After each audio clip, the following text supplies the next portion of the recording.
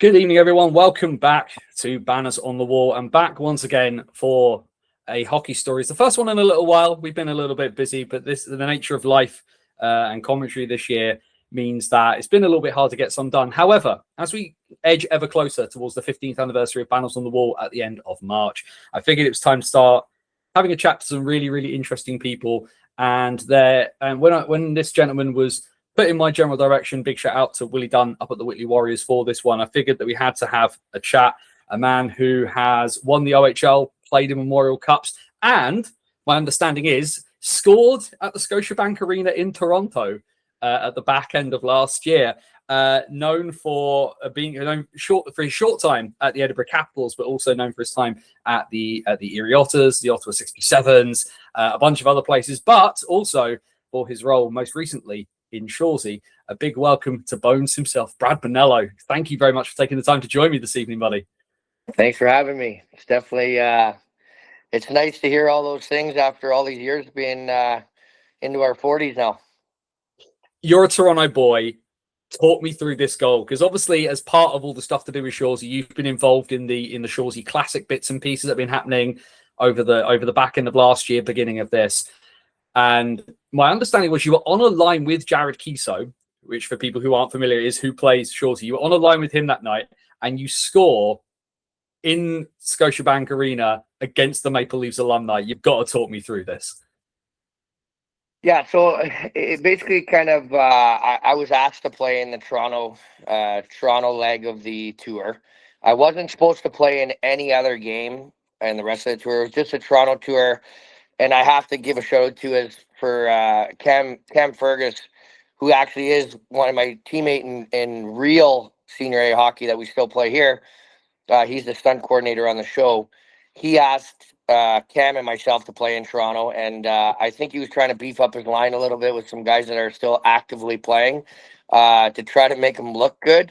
So basically the whole night was basically Cam and I trying to feed him backdoor tap-ins and any kind of opportunity to make the boss look good is what you're there to do. But I had an opportunity during the game to take it myself, and I ended up scoring on an old teammate, actually, ex-Erie Otter, Adam Monroe, who played, for the Chicago Blackhawks, a little bit in the National Hockey League, was in the Toronto Maple Leaf organization.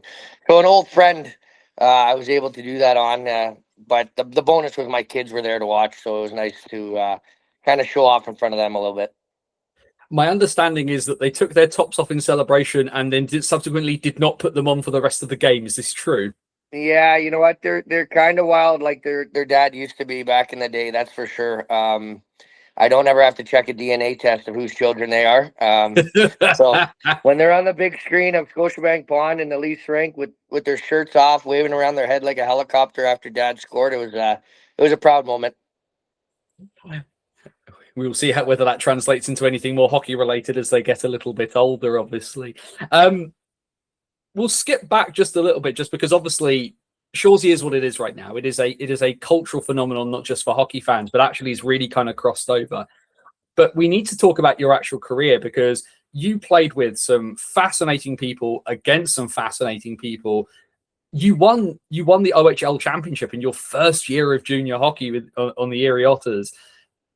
As a Canadian, because you're a Brampton boy, is my understanding. And then you end up playing Major Junior and have to cross the border into America. Tell us about what it's like, because people hear about Erie, Pennsylvania. They don't really know an awful lot about it. People hear Pennsylvania over here. They think Philly. They think Pittsburgh. Yeah. But Erie has been a long-standing member of the OHL. What's junior hockey like in northern Pennsylvania?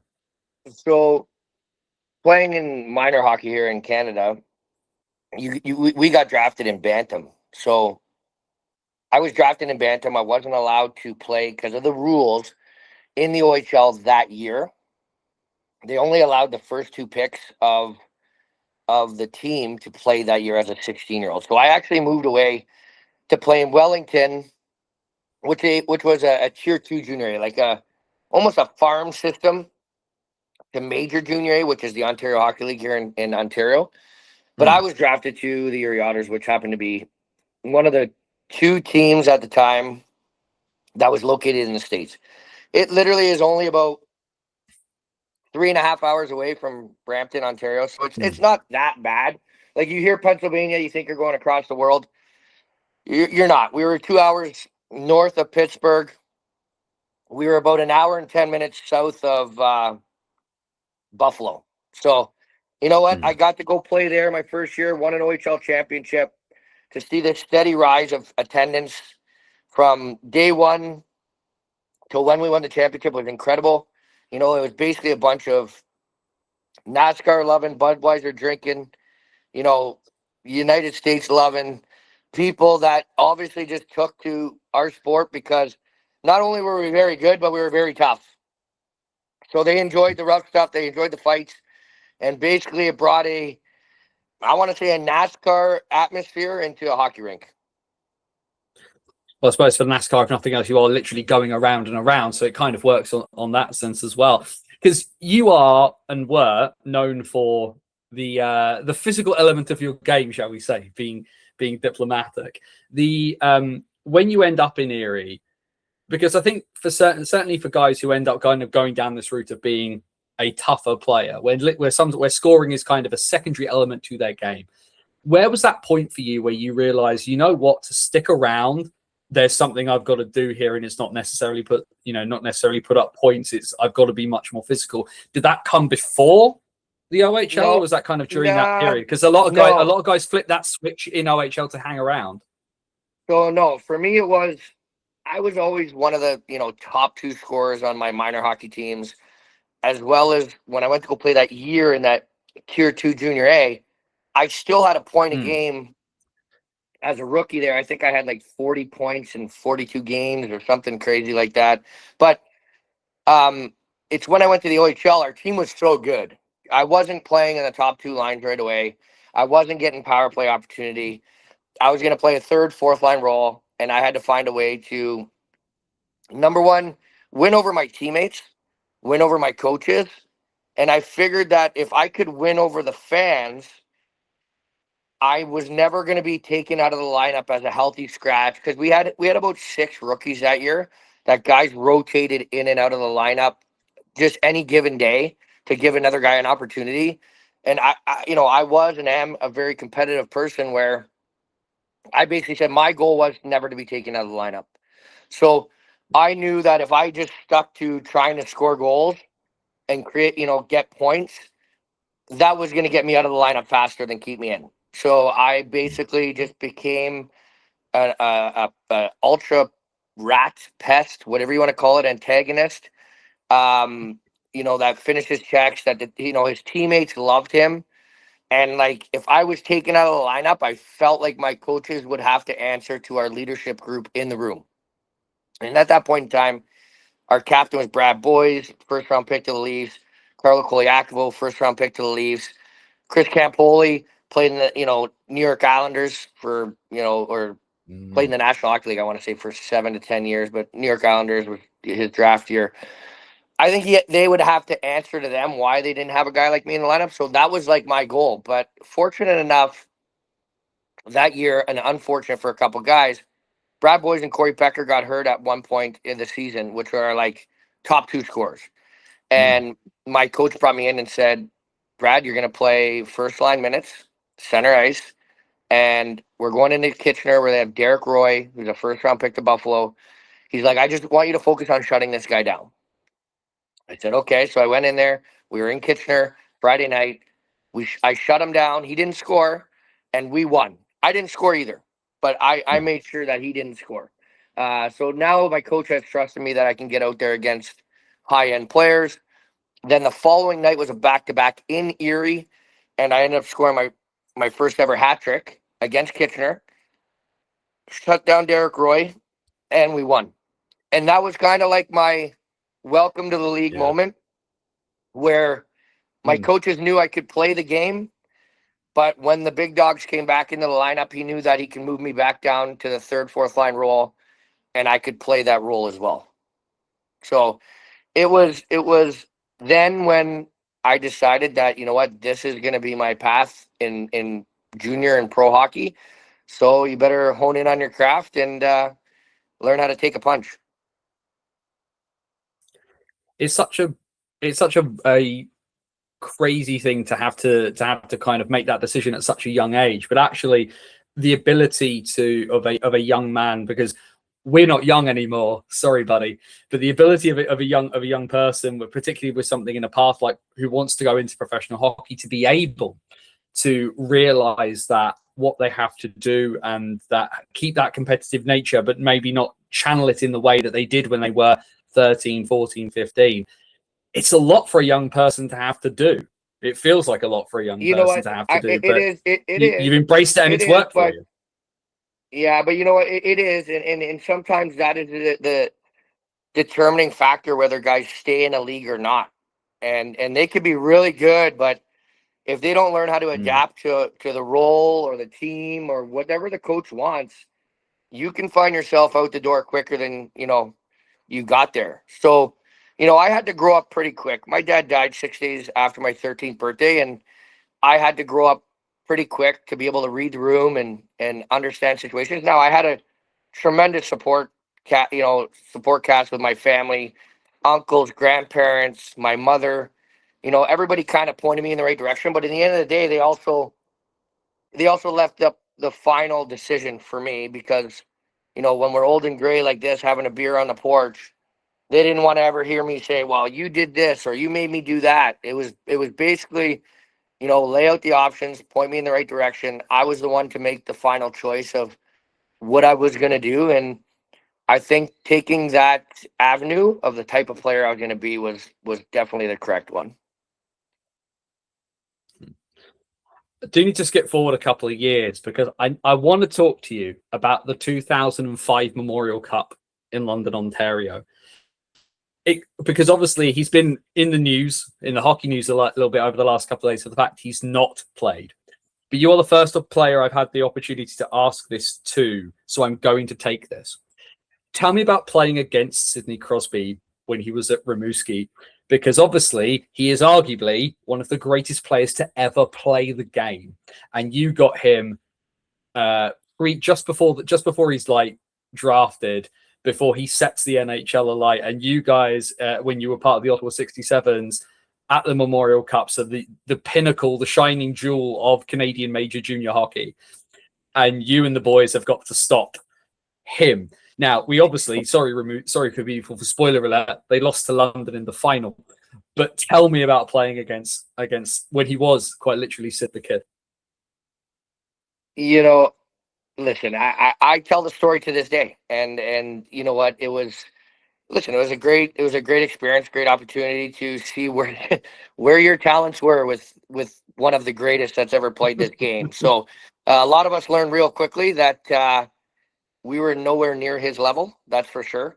I will say, prior to the tournament, my coach Brian Kilray, who's in the Hockey Hall of Fame, he said in the media when he was asked about Sidney Crosby that we have Brad Bonello, and that's not a good comparison. I can tell you that right now. But he said that I was basically there to shut him down, and this is prior to the tournament.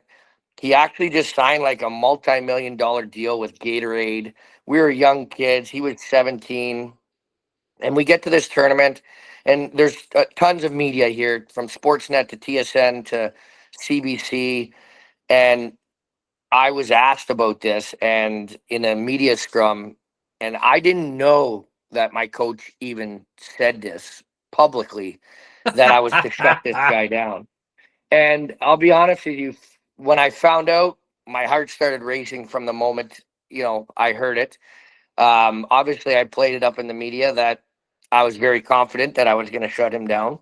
But the first game that we played him, I will say, my coach had me on him in the first period, and I literally played the game like there was no puck on the ice.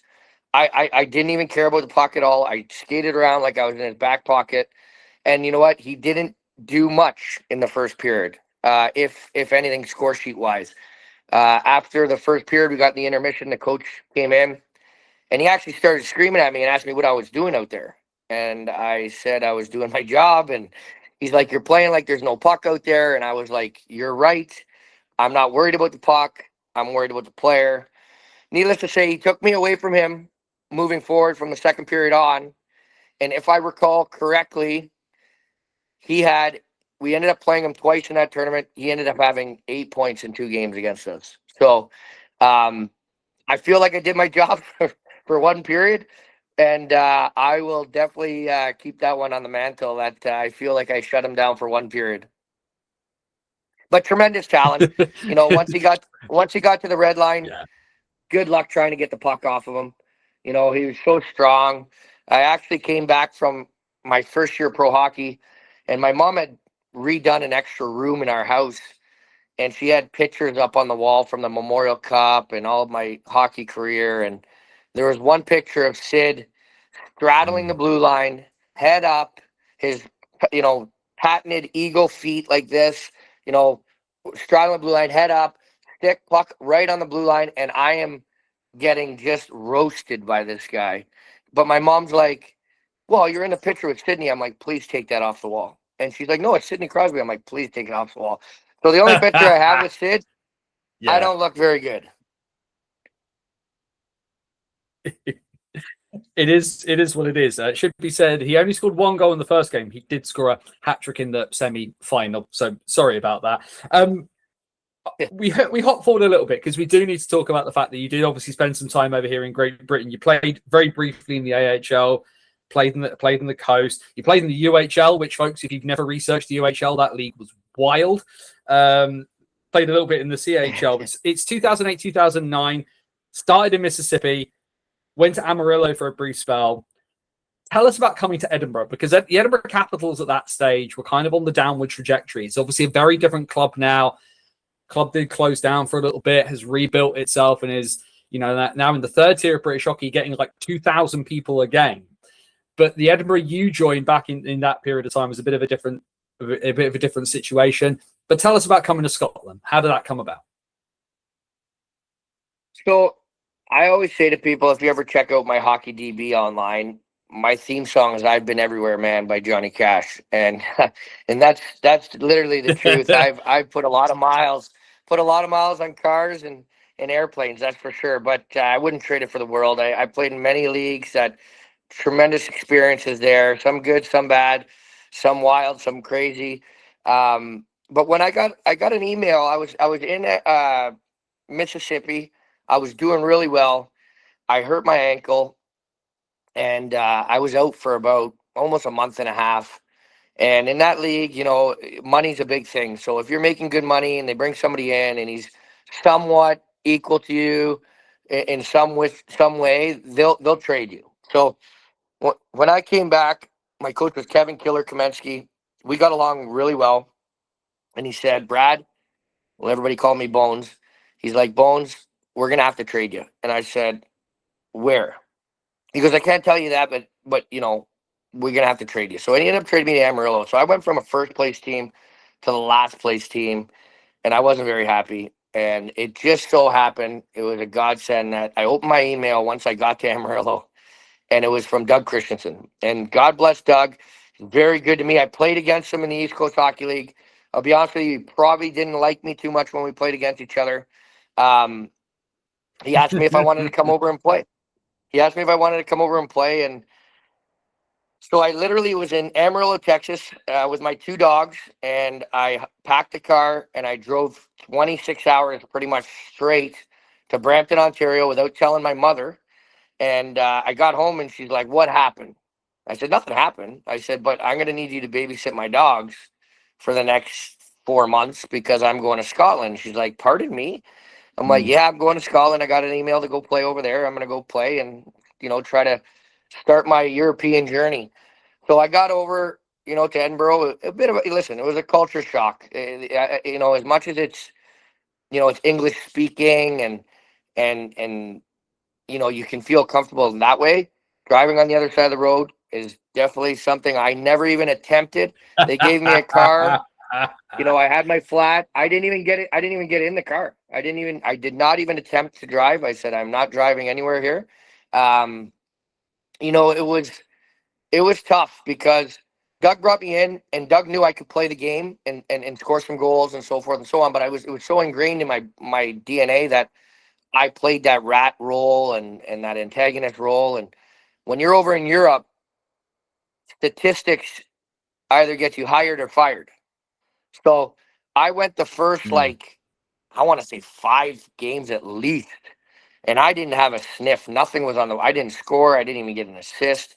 And Doug brought me in and he had a good talk with me and he said, listen, man, I'm going to have to fire you if you know, you don't start picking it up. And it was all new to me that you could legit just be fired.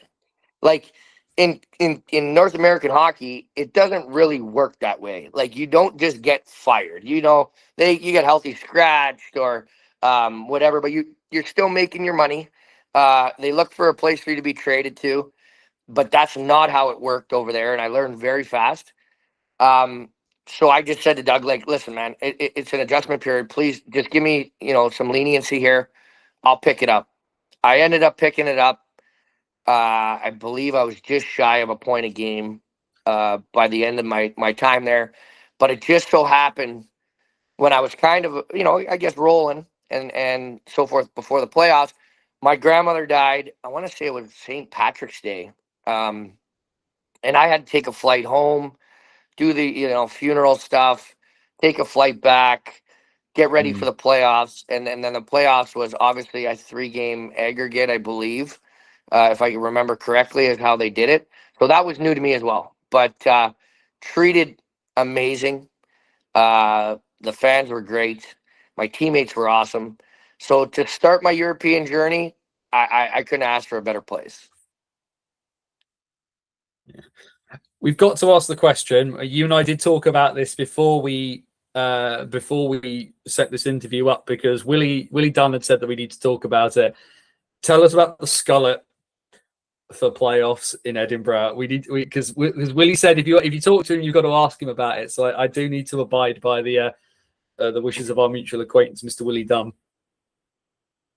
I definitely have to say that haircut right there has stuck with me through my, you know, adult life here, because a lot of people ask about it.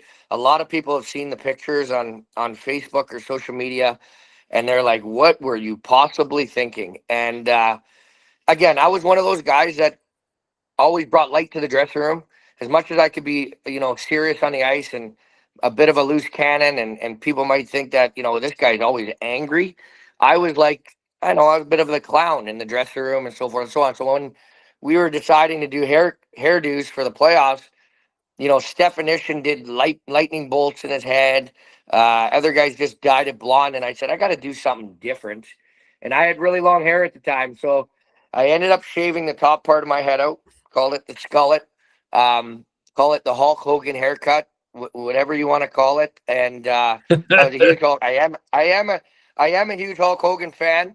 I actually have a tattoo on me of the Hulkster, but you know, if I realized that the playoffs could end so quickly, I might have not cut my hair like that. But honestly, from that point forward, I think the hair gods said, oh, you want to make fun of those guys? Now I'm bald, so I can't grow any hair. The universe has its way of playing of making fun of us all. I find from time to time. What's the line from Dogma? God has a sense of humor. Look at the platypus, or something like that. When it comes to, tell us though about playing. Tell us about playing at Murrayfield though, because over here in Britain, we've just had the IIHF European Cup of Nations that happened before the Olympics. The Great Britain men's national team returning to play international games in Scotland for the first time. And I believe it was 30 years. It was quite some time that GB have returned there. I've only been to Murrayfield the once, but even then walking into that building, you can tell just what a special place it is. It's a proper old school barn, has real character to it. Yeah. But what's it like to play in? You nailed it. You nailed it. Like, you know, there's rinks you can go into that are multi-million-dollar, unbelievable facilities. Like I just played on the Shorsey Classic Tour here. Like going into those NHL rinks, you know, they are state of the art. And walking into Murrayfield, you get that hometown feel hockey. You know, old school barn. It's almost got a distinct smell to it. You know, the dressing room and the amenities weren't the greatest for pro hockey if you wanted to compare. But again, it kind of just added character to the team. And you know, it kind of helped you with your identity as a team, because we weren't pretty, that's for sure. and definitely the facilities back that.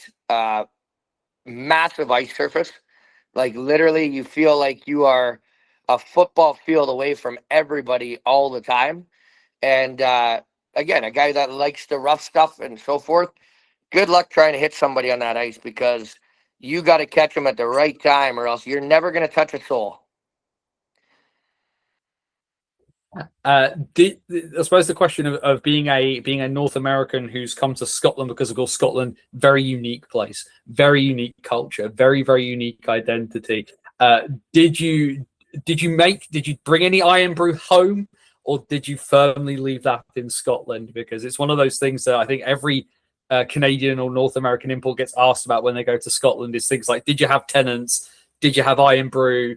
Did you have haggis? Did you manage to tick off the cultural hotspots, or did you just leave driving? Just like, no, we're going to leave that to the side, and you can all leave that be. That's that. I left that there. You know what? I tell the story is that we had a deal that if for every game that we won, we had a sponsor there that would give us a meal, and I can't remember where it was or the name of the place.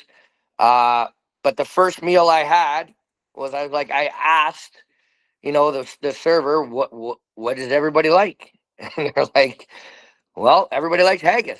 So I'm like, well, I'll try that. And to be honest with you, when it came, I was like, this kind of looks like a shepherd's pie kind of thing.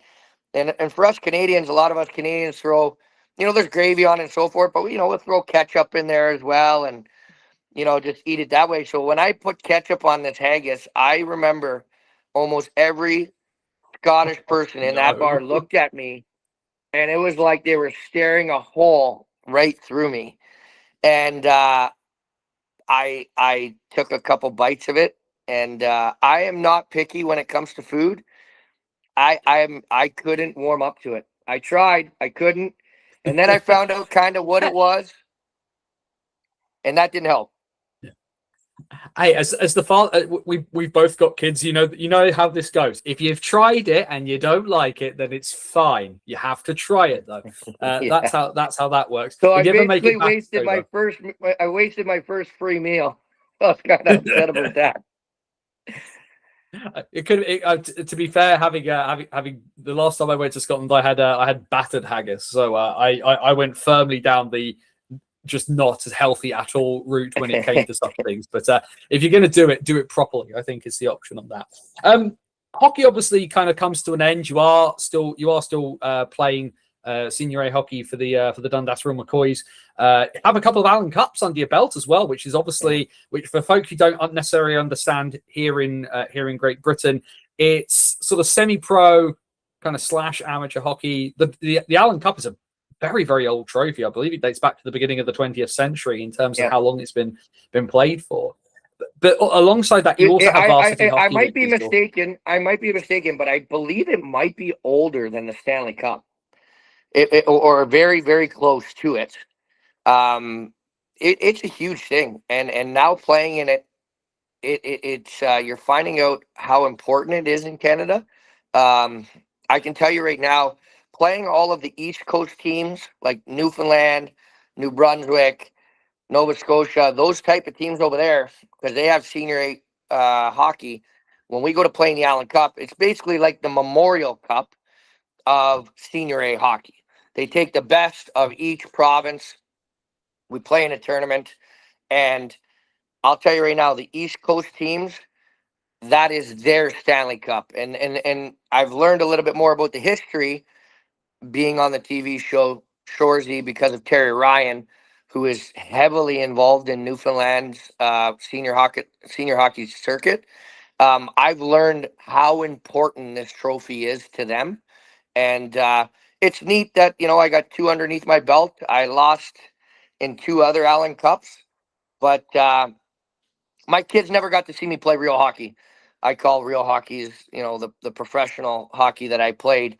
Yeah. But now they get to see Dad play in something very similar. Yeah, we might be a little bit older, like a little bit slower, but we still got the brains and the passion for the game. Yeah, the 1909, the Allen Cup, and the Stanley Cup is 1892, so it's a little bit younger, but not by not by too much. And as you say, I think there's something as well. I think when you talk about the importance of it to Canadians, I think as well when you look back at things, particularly like certainly the Stanley Cup when it was first competed for. You think about like the Grey Cup in the CFL as well, before with Canadian football coming out of rugby, that kind of amateur sport sort of competition has always played a really, really big part in sort of a Canadian sporting psyche. And obviously now it's a multi-billion-dollar industry. The Maple Leafs are owned by the biggest telecommunications company in the country and basically print money. But even then, you still think of things like the University Cup, for example. Canadian university sports still has its place. Obviously, the Grey Cup is now very much not amateur, but Canadian football still has its place. So these tournaments, even though obviously every kid dreams of winning a Stanley Cup when they're playing in their back garden or playing on the pond when they're younger, if they get into their 20s or their 30s or their 40s like you, an Allen Cup still means something, because that's partner, that's friendships and comrades that you kind of get to walk together forever. I tell people I participate in two Memorial Cups, which is the biggest junior hockey stage you can play on, and you're treated like gold when you go to these tournaments. I've played in several Allen Cups now as a grown man. After our serious hockey careers have been done, and you are treated the exact same. It's a nice feeling for guys that really truly miss being relevant in the hockey world like we once were.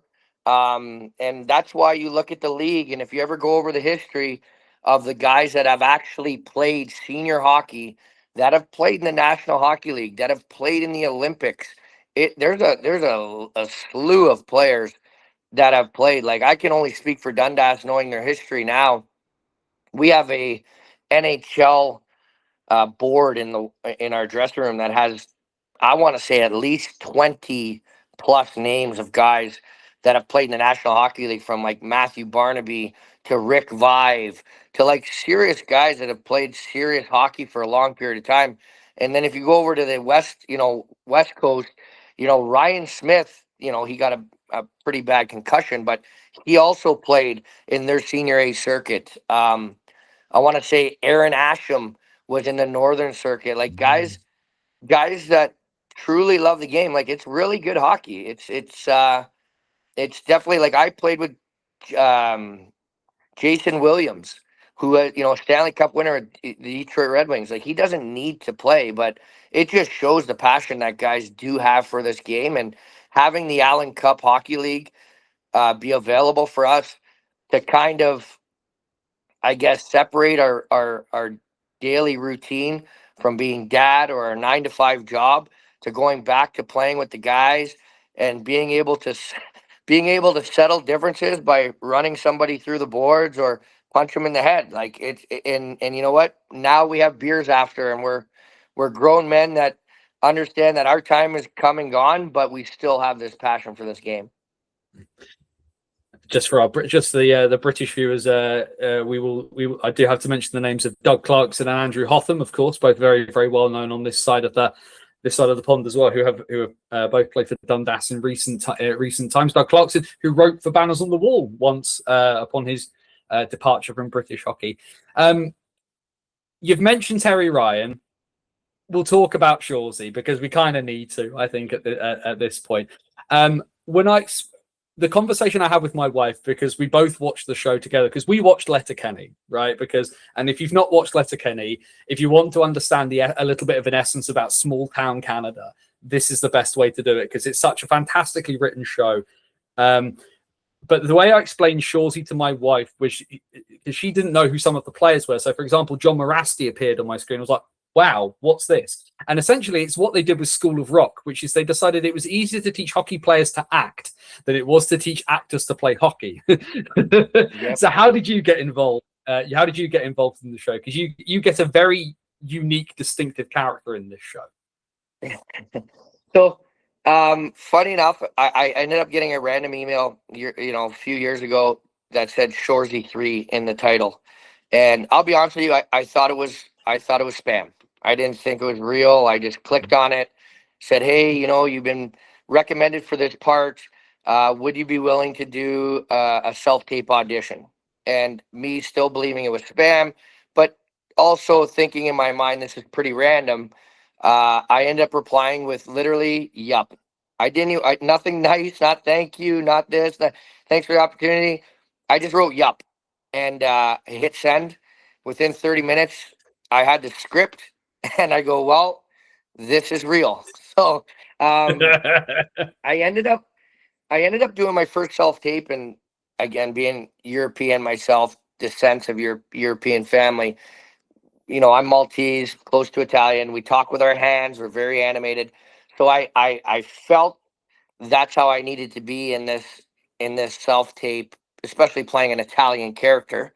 Mm. Um, I sent it in. I got a message back right away that said, Jared, who is Shorsey, would like you to just be more stoic and still, and just read the line, just get to it. So I basically just stood there. I felt like I was very boring, and I basically did this scene, if you've watched it, where I'm sitting in the stands with Laura Moore going through my interview, and I sent that in, and I got an email probably a couple days later that said, "Yep, you're in. We want you." And like I mentioned before, Cam Fergus, who is our stunt coordinator, who is McPherson in season 2, I want to say, of Shorsey on another team, uh, who we were line mates in the Shorsey Classic. I text him. I said, Ferg, I'm on Shorsey, and he goes, "I know." And I go, "What do you mean, you know?" He goes, "Well, I kind of am the one who recommended you." I go, "And you didn't want to give me the heads up?" And he's like, "Well, this, we know how this industry works. You might have not even got an email. You know what I mean? They might not even come to you. I didn't want to get your hopes up, but I'm super pumped that you got it." And now he says to me he's my agent and I owe him 10%. So I think that works in the locker room when you're a pro as well, doesn't it? If you get recommended, but recommended and the coach picks you up, you owe somebody something somewhere. yeah.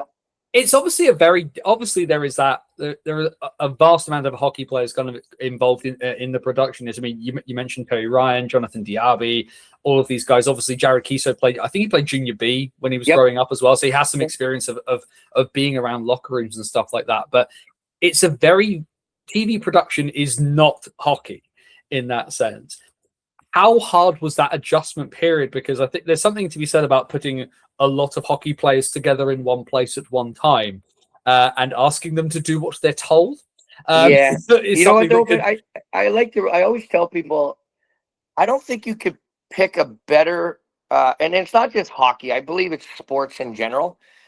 We've always worked under a chain of command.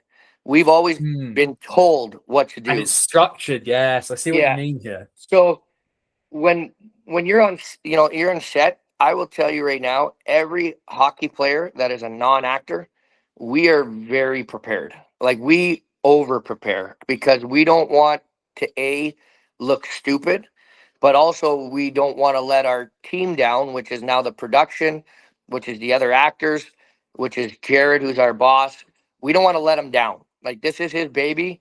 He's given us the opportunity to be in this special show, and we want to make sure that we're ready for him.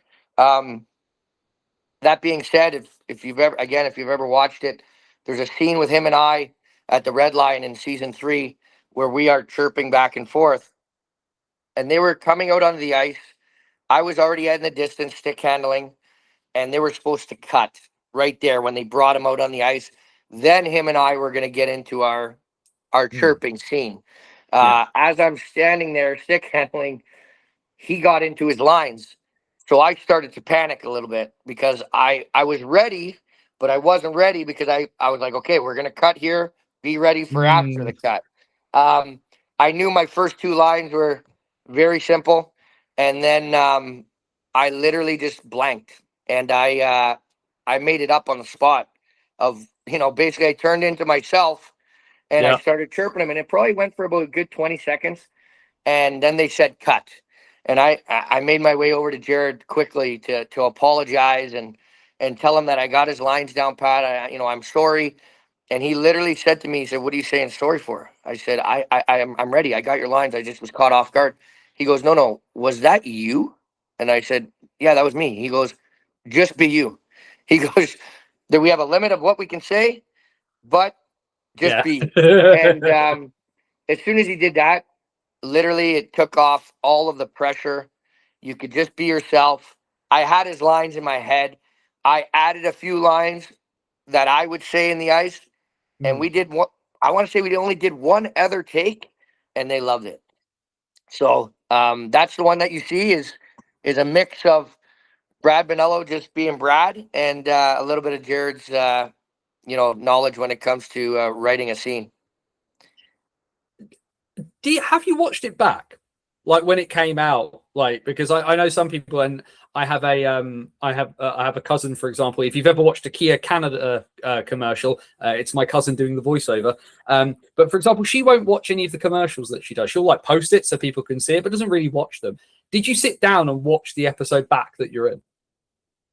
Yeah, you know what? Like, we're super proud of what we're doing here, and to be honest with you, it's something so far out of my element that I really wanted to see how I looked and how they pieced everything together and make it look so good. And so yes, I have, and I've watched it with my family, and it's kind of hard now because that one scene with Shorsey at the red line is kind of making its way through social media. You'll see it everywhere, whether it's on TikTok or Instagram Reels or Facebook Reels.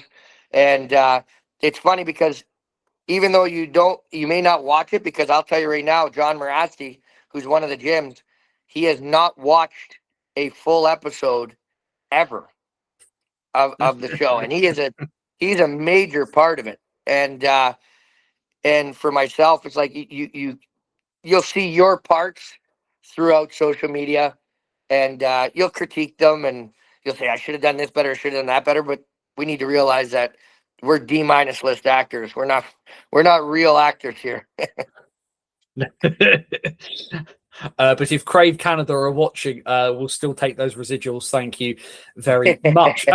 Before we go, I do want to touch about because obviously Shorsey has kind of given you this sort of bit of a platform. But away from the ice now, like a lot of hockey players, you are now coaching varsity hockey based out of, I believe, the Scotiabank Pond in Toronto.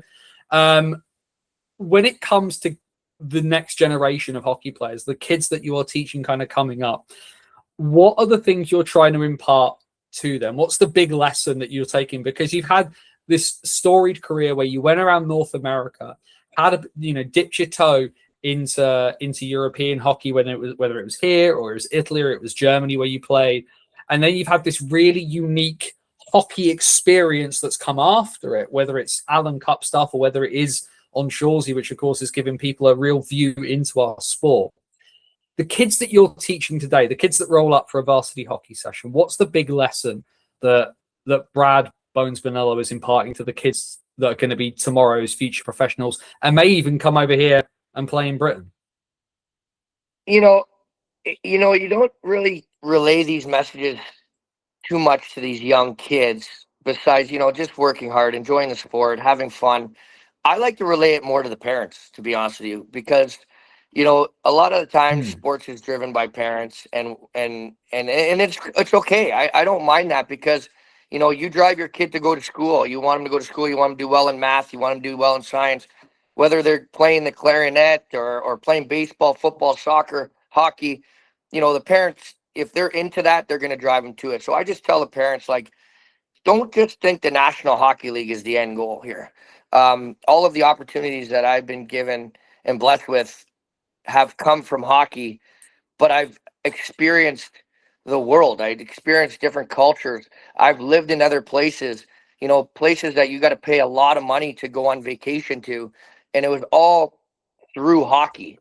So don't think the NHL is the be all end all. Hey, we'd love to do it. I have I have 28-year-old boys that are heavily into hockey. I would love for them to make the National Hockey League, but there's so many other avenues that you can go and have a career in this game. And then all of a sudden, whether it's in business, whether it's in, a trade, somebody that you've come across in your hockey journey could have their own business and they like you and they inquire about you coming to work for them. Mine just kind of brought me into this this acting role. And if I didn't do all the things I did in hockey and devote myself to that sport, I probably wouldn't have gotten this opportunity ever. Certainly a big lesson to remember for people, that sometimes that the be all and end all does not always mean the shiniest mountain at the top of the biggest hill, and that you can make your way, and that path can be different and it's still not be a bad thing. Brad, if people want to kind of keep tabs on any of the bits and pieces that you're doing, is there anything you wish to kind of shout out here? Although, of course, obviously, go watch the Dundas Real McCoys if you're ever in that part of the world. I don't know how many years I have left in Dundas, but it's I tell people it's definitely a hometown hockey Friday night feel where you're not paying hundreds of dollars for tickets. It's definitely good hockey. There's guys that have played some serious hockey, so go check it out. Don't knock it until you try it, I always say. With regards to my hockey school and stuff, I'm all over the Toronto area. I'm all over north of Toronto, and then just basically with regards to Shorsey, I gotta tell everybody that it's definitely more than just a hockey show. You can really learn about the culture. You can learn about the ups and downs of being part of a team. It really displays what hockey is and the friendships that you could have and the ups and downs that you could possibly go through. The thing you may not be aware of course, is that Shorsey, because obviously with like Letterkenny and Shorsey, it kind of tied into a package. You're on like the on-demand service on ITV, so like our version of CTV is what has Shorsey over here. So like I can sit next door and tap the buttons, and you will appear on the TV screen, and you are available in every home that has a TV in this country if they have an internet television, which is probably might be slightly pretty cool. It's definitely cool. You know what? It's something that it's gonna stick around forever. We all know that we're on this earth for a short period of time, and you're gonna have family, you're gonna have friends that one day are gonna miss you. But now they can kind of just click on the TV, like you said, if they ever miss you, and literally hear you, see you. Pretty much for myself and my character, how I was in real life is how I am in that character. So that will be there forever. So I'm proud of that. And if you're going to be proud of something, be proud of something you can definitely leave behind. Brad Bonello, thank you very much, sir, for taking the time to speak to me this evening. Thank you for having me.